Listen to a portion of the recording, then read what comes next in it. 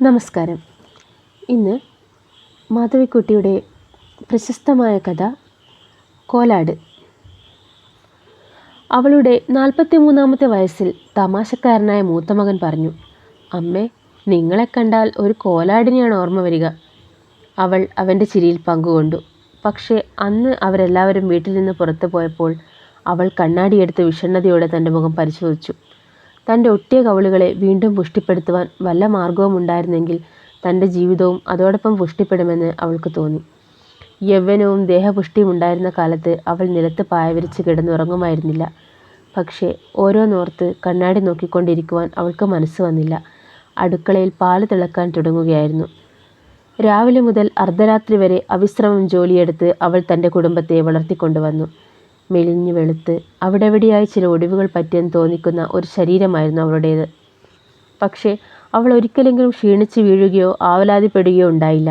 അതുകൊണ്ട് അവൾ വെള്ളം നിറച്ച പാട്ടകൾ എടുത്തുപൊക്കി കുളിമുറിയിൽ നിന്ന് അടുക്കളയിലേക്കും അടുക്കളയിൽ നിന്ന് കുളിമുറിയിലേക്കും മറ്റും നടക്കുമ്പോൾ അവളുടെ ഭർത്താവും മുതിർന്ന മക്കളും അവളെ സഹായിക്കുവാൻ മുതിർന്നില്ല.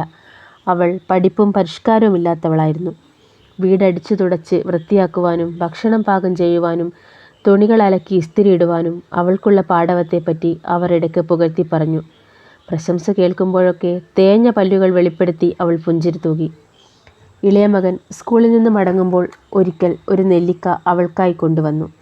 അന്ന് അടുക്കളയുടെ ഇരുട്ടിൽ നിന്നുകൊണ്ട് അവൾ സന്തോഷാശ്രുക്കൾ പൊഴിച്ചു. കാലക്രമേണ അവൻ്റെ കണ്ണിലും അവളൊരു പേക്കോലമായി.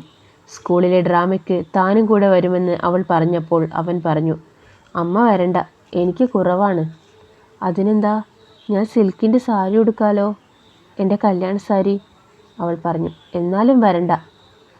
മെലിഞ്ഞ കാലുകൾ 2 മുറികളുള്ള ആ കൊച്ചു വീട്ടിൽ വിശ്രമമില്ലാതെ ചലിച്ചുകൊണ്ടിരുന്നു. ഒടുവിൽ ആ യന്ത്രവും കേടുവന്നു. അവൾക്ക് പനി തുടങ്ങി, വയറ്റിൽ വേദനയും. ഇഞ്ചിനീരും കുരുമുളക് രസവും ഒന്നും അവളെ സഹായിച്ചില്ല. 10-ാം ദിവസം ഡോക്ടർ അവളുടെ ഭർത്താവിനോട് പറഞ്ഞു, "ഇവരെ ഉടനെ ആശുപത്രിയിലേക്ക് കൊണ്ടുപോകണം. ഇത് മഞ്ഞക്കമ്മലിയുടെ ഒരു സീരിയസ് കേസാണ്." പാഠപുസ്തകങ്ങൾക്ക് മുമ്പിൽ എഴുന്നേരുന്ന കുട്ടികൾ അതുകേട്ട് നടുങ്ങി. ഒരു പരിചാരകൻ അവളെ ചക്രക്കട്ടിലിൽ കിടത്തി ഉന്തിക്കൊണ്ട് ആശുപത്രി മുറിയിൽ പ്രവേശിച്ചപ്പോൾ കണ്ണുകൾ മിഴിച്ചുകൊണ്ട് അവൾ പറഞ്ഞു, "അയ്യോ, പരിപ്പ് കരിയുണ്ടെന്ന് തോന്നണു." അവളുടെ ഭർത്താവിൻ്റെ കണ്ണുകൾ നനഞ്ഞു. നന്ദി, നമസ്കാരം.